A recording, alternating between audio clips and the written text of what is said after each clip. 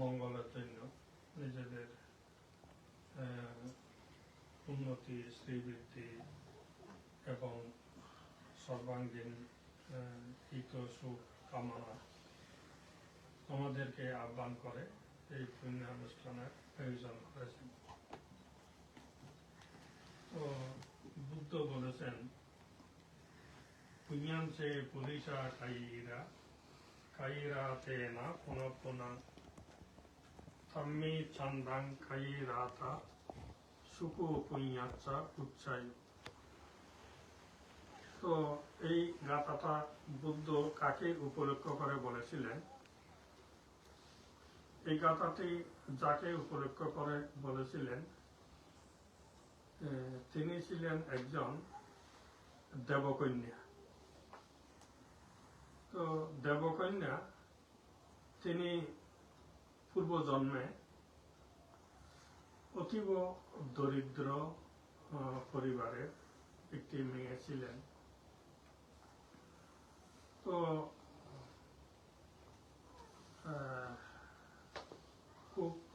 খুব দরিদ্র ছিলেন তারা। বাবা কৃষি কাজ করতেন। তো মেয়েটা বাবার জন্য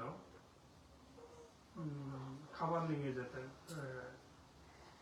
জমিনে, যেখানে কাজ করতেন, এবং নিজেও সেখানে বাবার সাথে কাজ করতেন। তো অনেক সময় ভিক্ষু দেখলেও, ভিক্ষুরা যখন পিণ্ড পাত্রে বের হতেন, দেখলেও নিজের হাতে কিছু থাকতো না দেওয়ার জন্য,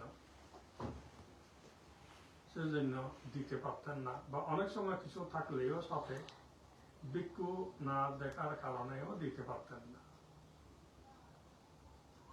তো একদিন সে কাজ করতে যাচ্ছেন, কিছু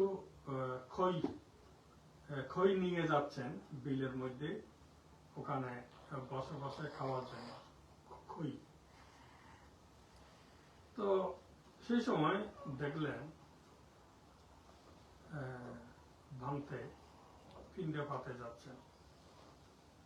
বান্তাকে দেখে সে খুব খুশি হলেন। অন্য সময় তো বান্তে দেখলে দান দেওয়ার মতো আমার কিছু থাকতো না, বা থাকলেও বান্তে দেখতাম না। এখন আজকে আমার সৌভাগ্য হয়েছে, আমার কাছে কিছু দান দেওয়ার মতো আছে, বান্তিও দেখেছি। তখন তিনি ওই যে খইগুলো তিনি খাওয়ার জন্য নিয়ে যাচ্ছিলেন, সেই খইগুলো বান থেকে পথের মধ্যে দেখে দিয়ে দিল, দান দিয়ে দিল। খইকে পালিতে বলা হয় লাজ। ওইগুলো তিনি বান থেকে দান দিলেন। দান দিয়ে খুব আনন্দ লাভ করলেন। আজকে আমার জীবনটা ধন্য, আজকে আমি অনেক আনন্দিত, অনেক খুশি যে আমি বান থেকে কিছু দান দিতে পেরেছি। তো এখন ওই যে বান থেকে দান দিয়েছিলেন, তিনি ছিলেন মহাকাশ্যপ ভান্তে, অরণ্যাচারী মহাকাশ্যপ ভান্তে, অরহন্ত। তো মেয়েটা ওইটাই সারাক্ষণ স্মরণ করছিলেন যে আমি একজন ভান্তেকে দান দিয়েছি। ওই দানের আনন্দ, দানের প্রীতি, ওইটাই সবসময় সে স্মরণ করছিলেন এবং আনন্দিত ছিলেন। মৃত্যুর পরে তিনি দেবলোকে দেবকন্যা রূপে জন্মগ্রহণ করেন। তো দেবলোকে যখন দেবকন্যা হয়ে জন্মগ্রহণ করেছিলেন, তখন তিনি দেবতাদের তো পূর্ব স্মৃতি থাকে, যে পূর্বে কোথায় ছিলেন, কি করেছিলেন ইত্যাদি স্মৃতি থাকে। তো তিনি চিন্তা করছিলেন আমি কোন পুণ্যের ফলে এই দেবলোকে এসেছি, কোন পুণ্যের ফলে আজকে দেবত্ব সুখ লাভ করেছি, কোন পুণ্যের ফলে এই দেবলোকে এসে এত সুখ সম্পদ ভোগ করছি। তিনি দিব্য দৃষ্টিতে জানতে পারলেন যে পূর্বে সে শ্রাবস্তিতে একজন খুব দরিদ্র কৃষকের কন্যা ছিলেন। তো জীবনে অন্য কোনো পুণ্যকর্ম করার তার সুযোগ হয়নি, একমাত্র কিছু খই দান করেছিলেন বান থেকে। ওই খই দানের পুণ্য প্রভাবে তিনি আজকে দেবলোকে জন্মগ্রহণ করেছেন, দেবকন্যা হয়েছেন এবং দিব্য সুখ ভোগ করছেন। তো তিনি চিন্তা করলেন যে এই সামান্য, এমনি তো আমরা ব্যবহারিক দিকে খই এত ওইগুলো তো মূল্যবান কোনো বস্তু বলে আমরা চিন্তা করি না, নর্মাল খই মুড়ি এই জাতীয় চিরা। তো এই সামান্য বস্তু দান করে আমি আজকে এই দেবলোকে দেবকন্যা হয়ে দিব্য ঐশ্বর্য ভোগ করছি। তো আমি যদি এর থেকে আরো কিছু বেশি দান করতে পারতাম, তাহলে আরো কত উচ্চ দেবকুলে জন্মগ্রহণ করতে পারতাম। এর থেকে আরো বেশি যদি আমি কোনো বড় কোনো পুণ্যকর্ম করতে পারতাম, তাহলে আরো কত ভোগ ঐশ্বর্যের অধিকারী হতাম। এইগুলো চিন্তা করছিল। তখন তিনি কি করলেন, আমাকে আরো কিছু পুণ্য করতে হবে। তখন তিনি দেখলেন যে বান থেকে তিনি খই দান করে আজকে দেবলোকে গিয়েছেন, সে বানতে মহাকাশ্যপ বানতে তিনি অরণ্যে থাকতেন, কুটিরে থাকতেন, অরণ্য কুটিরে। ও দেবকন্যা গিয়ে রাত্রে গিয়ে কি করতেন, যখন চতুর্দিক নিস্তব্ধ, অন্ধকার নিস্তব্ধ, দেবলোক থেকে এসে বানতে যেখানে সংক্রমণ করতেন ওই সংক্রমণের জায়গাটা ঝাড়ু দিয়ে পরিষ্কার করে রাখতেন। সকালে উঠে বানতে যাতে হাত মুখ ধুতে পারে জল এগুলো এনে রাখতেন, একদম রেডি করে রাখতেন সবকিছু, এসে চলে যেতেন। তো বানতে ভোরে উঠে দেখতেন যে সব কুটিরের আশেপাশে সংক্রমণের স্থান পরিষ্কার পরিচ্ছন্ন, জল পাত্রে জল ভর্তি, সবগুলো এগুলো দেখতেন। তো বানতে চিন্তা করছিলেন এগুলো কে করে, এগুলো এখানে পরিষ্কার পরিচ্ছন্ন কে করে দেয় আমাকে। তো এই অনেকদিন এইভাবে যেতে যেতে বানতে আরেকদিন চিন্তা করলেন, না আমাকে দেখতে হবে এগুলো কে করে। তখন বানতে বসে আসে,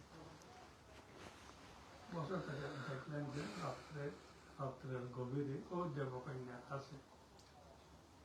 দেবকন্যা এসে ওখানে ঝাড়ু দিচ্ছে, ওখানে বানতে হাত মুখ ধোয়া জলগুলো এগুলো এনে ভর্তি করে রাখছে।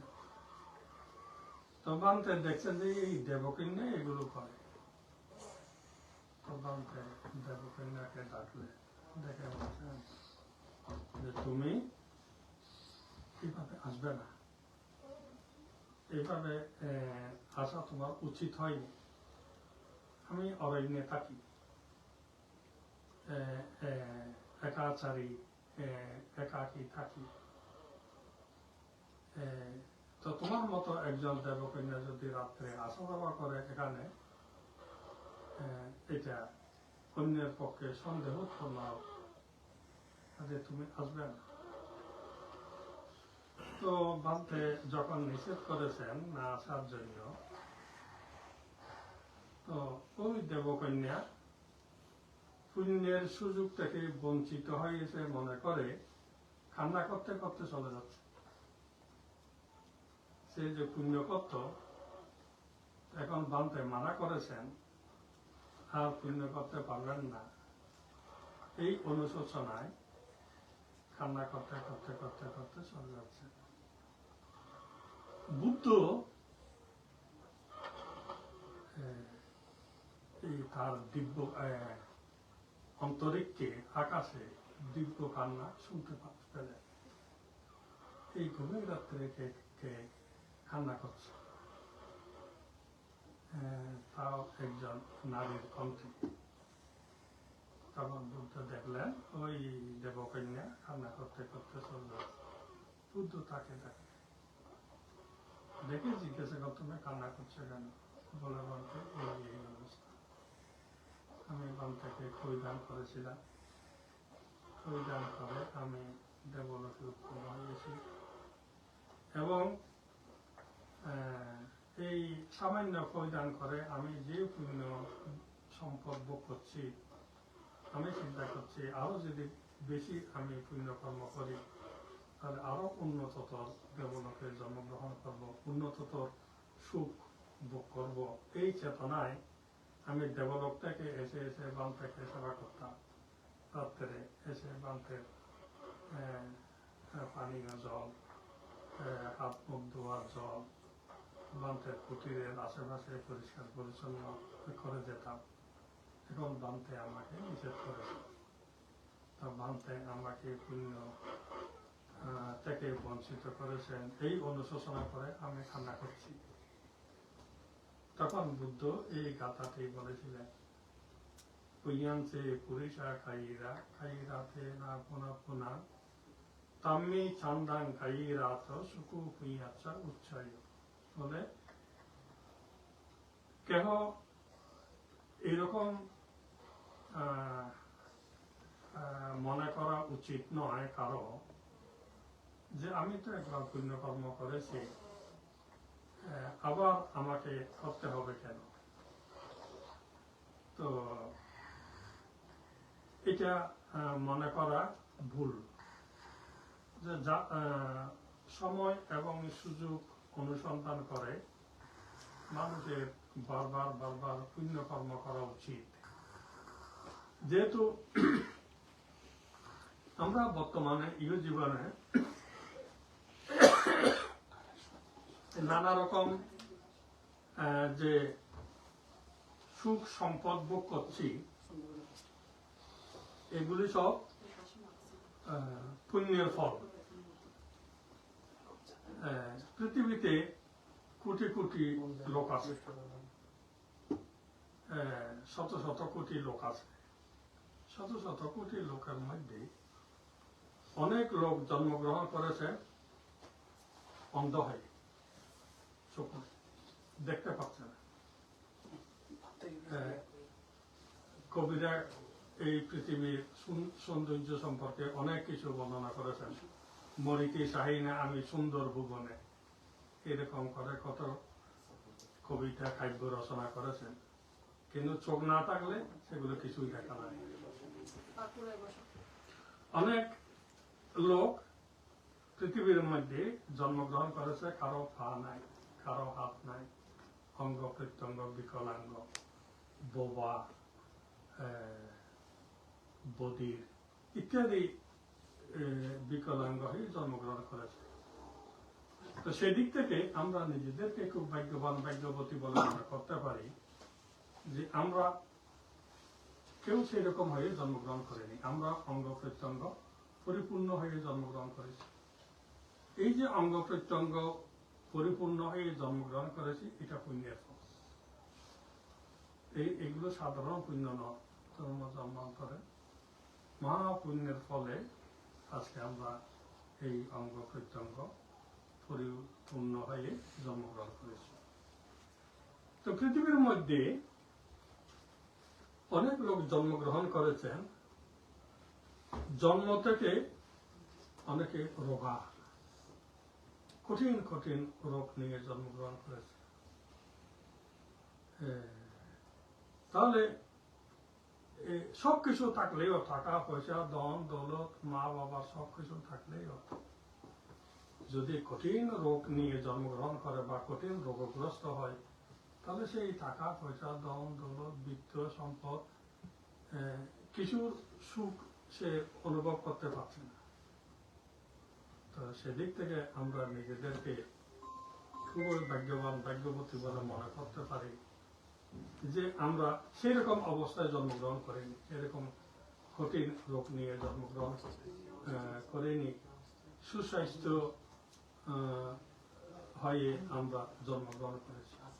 তো এটাও আমাদের পুণ্যের ফল, জন্মান্তরে যে পুণ্য করেছি এটাও আমাদের সেই পুণ্যের ফল।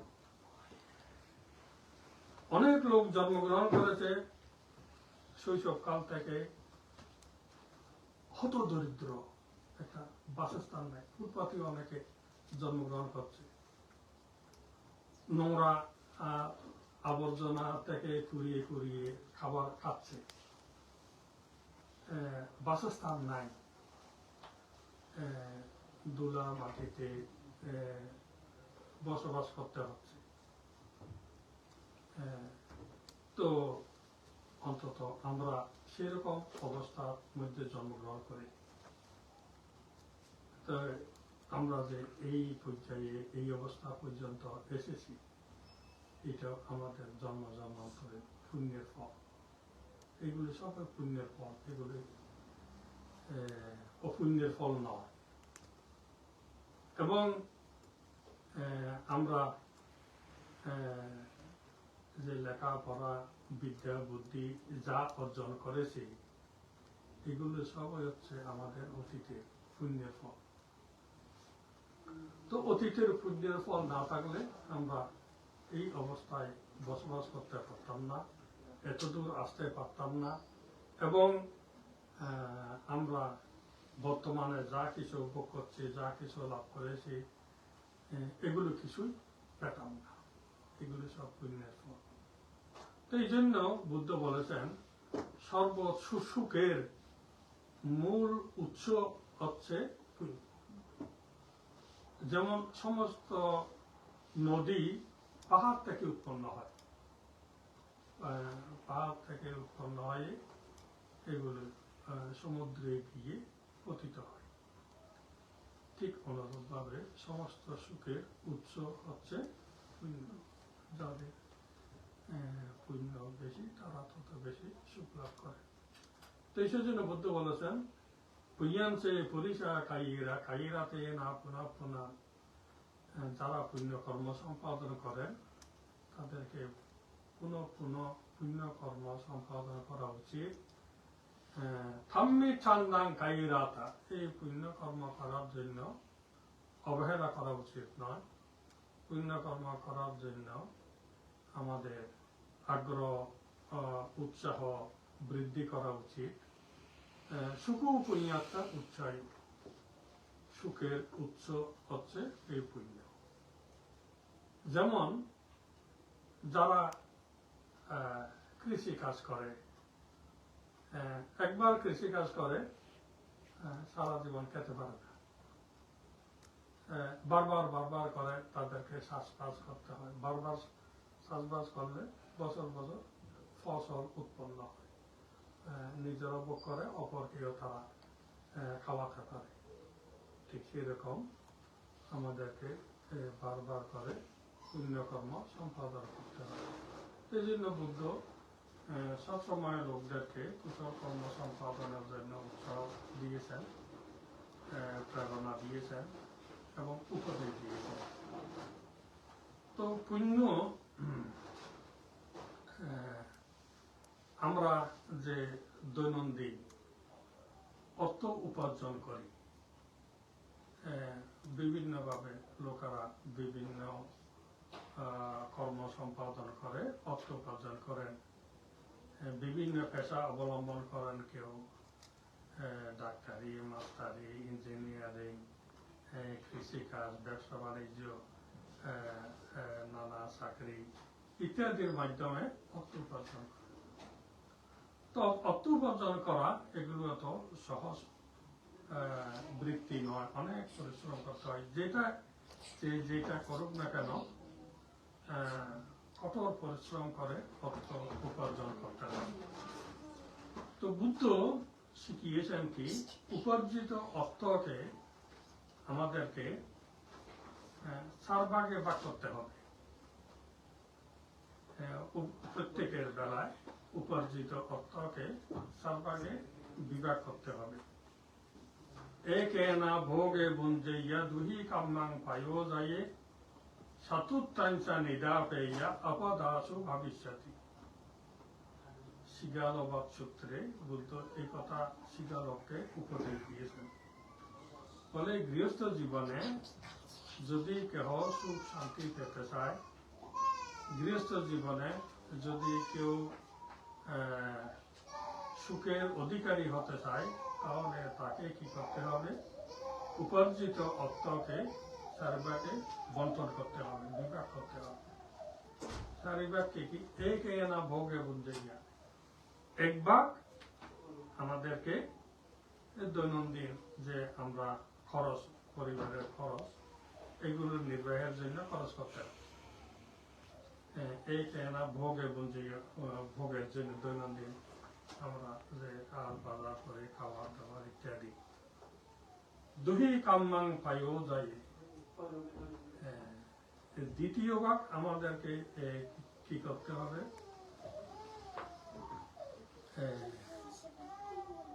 ভবিষ্যৎ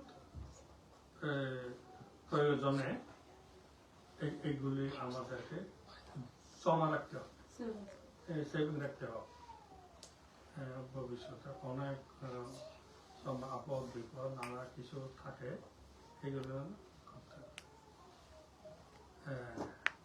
চতুর্থাংশে দিদা পেয়ে। তো আরেকবার কি করতে হবে? যারা যে ব্যবসা বাণিজ্য করে, কৃষি কাজ করে, যে বৃত্তির মাধ্যমে তারা অর্থ উপার্জন করে, সেই বৃত্তির মধ্যে লগ্নি করতে হবে, লাগাতে হবে। এই অর্থকে তাদের ব্যবসা বাণিজ্য কাজের মধ্যে ইনভেস্ট করতে হবে। আপদাসু ভবিষ্যতি, আরেকবার আমাদেরকে কি করতে হবে? দান ধর্মে খরচ করতে হবে, যেগুলো আমাদেরকে ইহ জন্মে এবং পরজন্মে সুখ দেবে, শান্তি দেবে, আপদ বিপদ থেকে রক্ষা করবে এবং আমাদের পরিবারের উন্নতির জন্য, পরিবারের মঙ্গলের জন্য, সুখ শান্তির জন্য, সকলের কল্যাণের জন্য, হিত কামনায়, মঙ্গল কামনায়, কল্যাণ কামনায় দান ধর্ম করতে হবে। তো এইভাবে বুদ্ধ অর্থকে বন্টন করে ব্যবহার করতে বলেছে। উপার্জিত সব অর্থ একেবারে আমরা খেয়ে আমোদ ফুর্তি করে খেয়ে সব শেষ করে ফেলতে বুদ্ধ সেরকম বলেননি। সুচিন্তিতভাবে উপার্জিত অর্থকে খরচ করতে বলেছেন। যে উপাসিকা বলেছেন যে, আমি জিজ্ঞাসা করেছি আপনারা আজকে কি উদ্দেশ্যে এই পুণ্য কর্ম করছেন?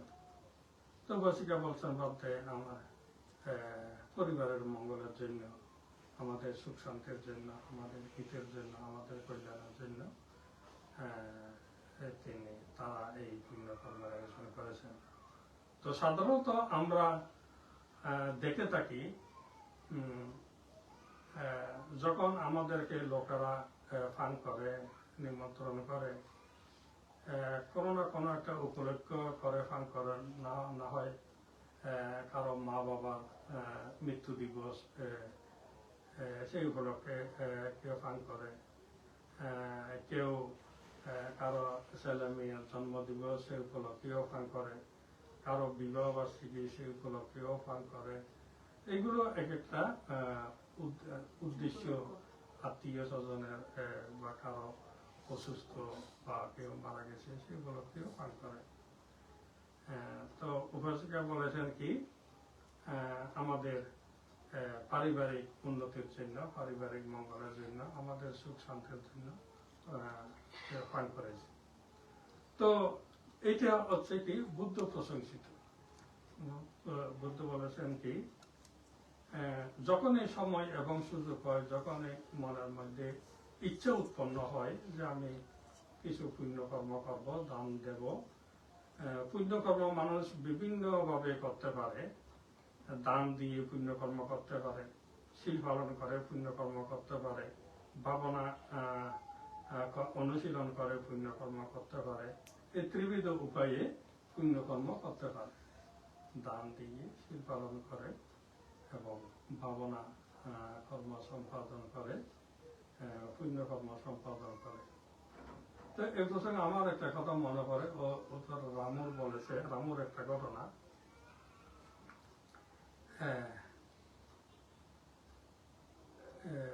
ঢাকা বাড্ডা বিহারে সুনন্দ ভিক্ষু আছে, সুনন্দ ভিক্ষু। আমি বুদ্ধগয়া থেকে ঢাকা গিয়েছিলাম। ঢাকা যাওয়ার পরে তো বাড্ডা বিহারে উঠেছি। তো সুনন্দ ভিক্ষু আমাকে বললেন, বান্তে আপনি রামু গিয়েছেন? তাই বলছে, না আমি তো রামু যাইনি। তো বলছে আপনাকে আমি রামু নিয়ে যাবো, আপনি যাবেন আমার সাথে? কি রামুতে কি আছে ওখানে? কি বলছে, আমার ভাই বিদ্যুতের বিয়ে উপলক্ষে সঙ্গদান করবে, এই সঙ্গদান একটু আপনি আমার সাথে যাবেন। আচ্ছা ঠিক আছে চলো। তোর সাথে আমি রামু গেলাম। আমি গিয়ে তখন বাঁধতেছিলেন, সত্যপ্রিয় বাঁধতেছিলেন। বাঁধের বিহারে আমরা উঠেছি, থেকেছি বেরংলোয়া, বেরংলোয়া ওখানে থেকেছি। তো তারপর দিয়ে সকালে ওদের বাড়িতে সঙ্গদানে সুনন্দর ভাইয়ের বিদ্যুতের জন্য যে মেয়ে ঠিক করেছে, মেয়ের বাড়িতে সংগঠন বরুঞ্জ মেম্বার, মেয়ের বাবার নাম। তো ওদের বাড়িতে আমরা সকালে সংগঠনে গেলাম। লোকজন নিমন্ত্রণ করেছে, এসেছে, উঠানে বসেছে। তো বরুঞ্জ মেম্বার যিনি মেয়ের বাবা, তা উনি সাদা পায়জামা পাঞ্জাবি পরেছেন, সাদা সাদারও একটা গায়ে দিয়েছেন। তো উনি বান থেকে বলছেন, সত্যপ্রিয় বান থেকে, বানতে আমি আজকে অষ্টশীল নেব। অন্যরা সবাই এরা পঞ্চশীল নেবে, আমি অষ্টশীল নেব। তো বানতে বলছেন, আজকে তোমার বাড়ির মধ্যে এত মেলা বিয়ে শাদী, আজ এগুলি তুই অষ্টশীল ল দে। বানতে বলছে, আজকে কেন তুমি অষ্টশীল?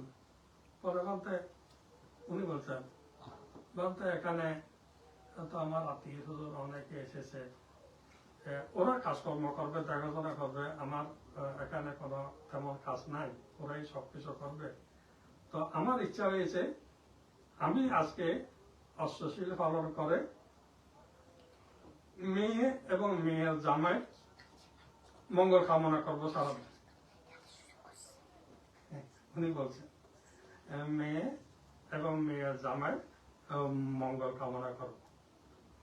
এই কথাটা শুনে আমার এত লোকটার প্রতি মনে মনে একটা শ্রদ্ধা উৎপন্ন হয়েছে।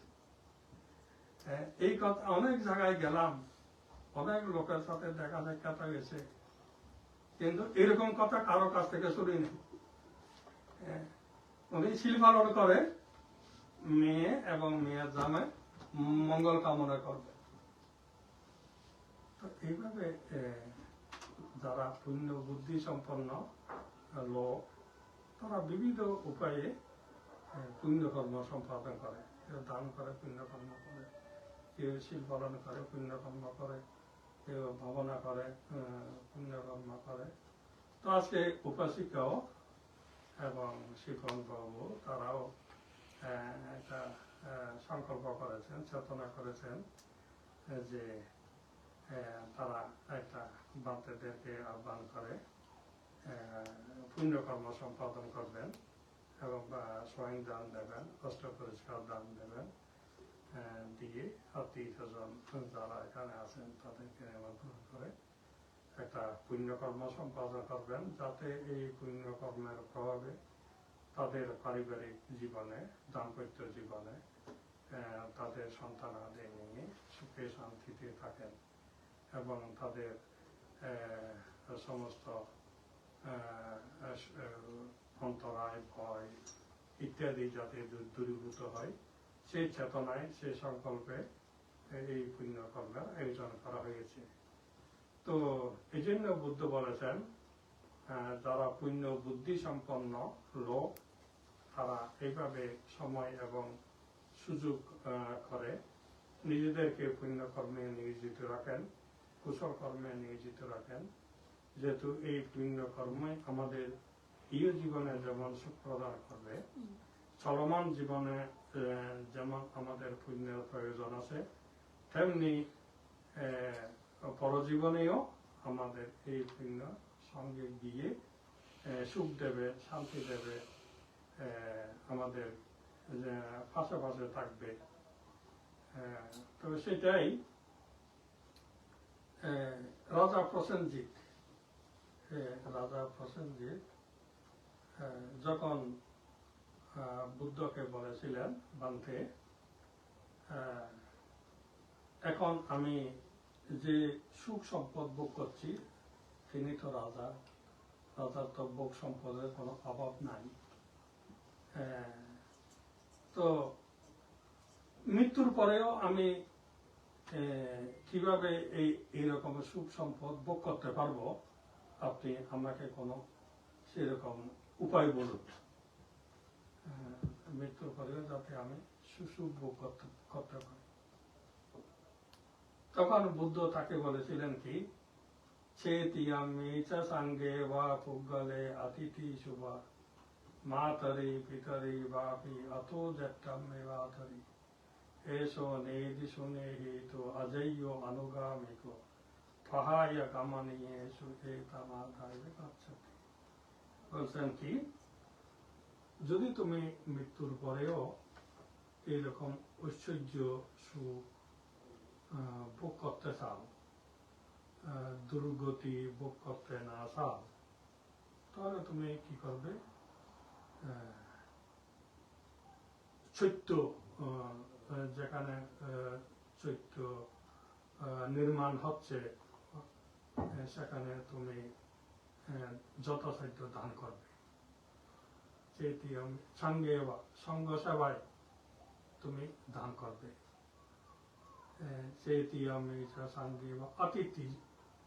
অতিথি অভ্যাগতদেরকে তুমি সেবা করবে। মাতারি পিতারি বাপি, মাতা পিতাদেরকে সেবা করবে, মাতা পিতাদেরকে ভরণ পোষণ করবে। অত যাত্তাম্মে ভাতারি, এবং ভ্রাতা ভগ্নী এদের ভরণ পোষণ করবে, এদের অভাব অনটনে তুমি সহায়তা করবে।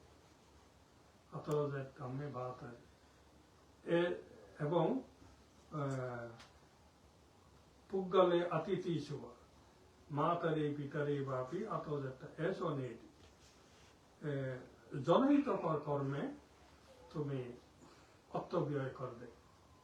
তো আগের দিনে লোকেরা এই টিউবওয়েল দান করত, লোকেরা যাতে জল পান করতে পারে, পুকুর খনন করে রাখতো যাতে লোকেরা ওইটা ব্যবহার করতে পারে, রাস্তা নির্মাণ করে দিত, লোকেরা হাঁটলে পুণ্য পাবে, তারপরে সেতু নির্মাণ করে দিত যাতে লোকেরা আসা যাওয়া করতে পারে। এইভাবে লোকেরা অনেক প্রকারের পুণ্যকর্ম সম্পাদন করত, বিহার নির্মাণ করে দিত যাতে সর্বসাধারণের ধর্ম কর্ম কাজে সুবিধা হয়।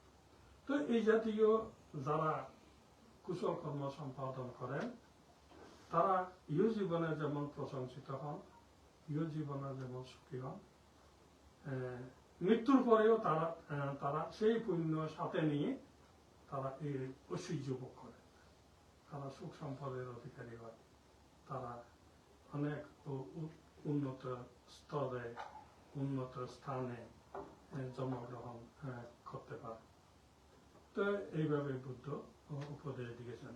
এসো নির্দিষ্ট নিহিত অজেয় অনুগামিক, এইভাবে যারা পুণ্যকর্ম সম্পাদন করে এই পুণ্যগুলো লোকের সাথে সাথে সাথে সাথে যায়। এগুলো কেউ হরণ করতে পারে না, কেউ চুরি করতে পারে না, অন্যভাবে এগুলো নষ্ট হয় না। তো আমরা প্রায় সময় এখন তো দেখা যায়, আগে তো মিডিয়া এত উন্নত ছিল না, অনেক কিছু আমরা জানতে পারতাম না, কোথায় কি হচ্ছে না হচ্ছে, হয়তো ঘরের আশেপাশে যেগুলো হতো এগুলো আমরা দেখতাম, বাইরে যেগুলো হচ্ছে হতো এগুলো দেখতাম না। এখন তো সবকিছু নিমিষের মধ্যে জানা যায় কোথায় কি হচ্ছে না হচ্ছে। মা বাবা নিজেরা না খেয়ে নিজেরা ধন সম্পদ ব্যয় না করে ছেলে মেয়ের জন্য জমি রেখে যায়, লক্ষ লক্ষ টাকা ব্যাংক ব্যালেন্স করে যায়, কোটি কোটি টাকা রেখে যায়, অনেক ধন সম্পত্তি রেখে যায়, অনেক জায়গা জমি রেখে যায়। এই মা বাবার রেখে যাওয়া এই ধন সম্পদ নিয়ে ছেলে মেয়েরা একে অপরের সাথে ঝগড়া বিবাদ করতে করতে একে অন্যকে মারার পর্যন্ত করছে। এরকম ঘটনা আমরা অহরহ দেখছি। সেদিন হাটাজারিতে একটা দেখলাম, বাবার ডেড বডি খবর দিচ্ছে না সম্পত্তির জন্য ভাই ভাই ঝগড়া করছে। এরকম অনেক অহরহ ভাইয়ে বোনের ঝগড়া, ভাইয়ে ভাইয়ে ঝগড়া, আত্মীয় স্বজনের মধ্যে ঝগড়া, এগুলো। তো এইভাবে ধন সম্পদ রেখে যাওয়াকে বুদ্ধ কখনো বলেননি যে এগুলো দ্বারা সে পরলোকে গিয়ে সুখ পাবে, শান্তি পাবে, এগুলো ঝগড়ার আখাড়া। আরো কি হবে, এই যে রেখে যাওয়া ধন সম্পদ, মৃত্যুর সময় এই ধন সম্পদের কথা যখন মনে পড়বে, আমি অমুক ব্যাংকে আমার এত টাকা আছে, অমুক জায়গায় আমার এত কোটি টাকা সম্পত্তি আছে, অমুক জায়গায় আমার এত ঘর আছে, এগুলোর কথা চিন্তা করলে আসক্তি উৎপন্ন হয় এগুলোর দ্বারা। সে আসক্তির দ্বারা এই আসক্তি চিত্ত নিয়ে যদি মৃত্যুবরণ করে তাহলে তার কখনো সুগতি হবে না, দুর্গতি।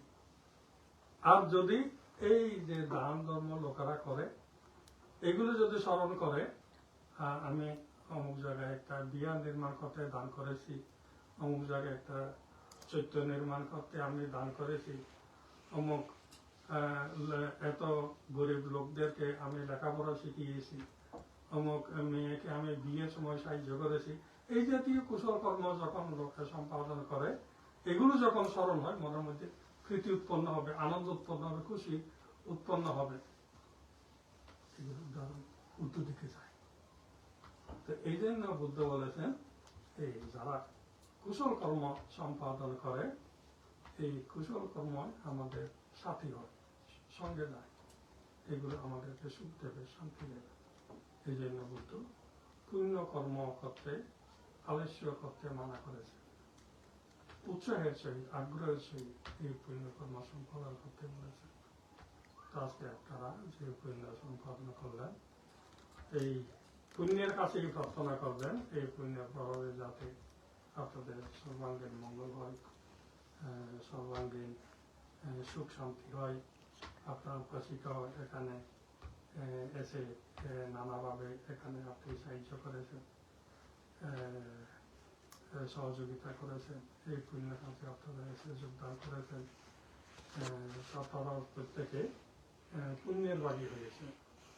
তো সকলের জীবনে মঙ্গল হোক, কল্যাণ হোক, উত্তর উত্তর সুখ শান্তি হোক, শ্রীবৃদ্ধি হোক, এবং সকলের সুখে থাকুন, নিরোগ থাকুন, দীর্ঘায়ু লাভ করুন, এই পুণ্য ফলে প্রভাবে পরলোকগত আত্মীয় স্বজন বন্ধু বান্ধব যারা গত হয়েছেন তারা এই পুণ্য রাশি লাভ করে সুখী হোক, দুঃখ মুক্ত হোক এবং এই পুণ্য ফলে প্রভাবে বিশ্বের অপরাপর যারা যেখানে রয়েছে তারা সবাই সুখ শান্তির অধিকারী হোক, সেই কামনা করে প্রত্যেকে তিনবার সাধুবাদ প্রদান করবেন।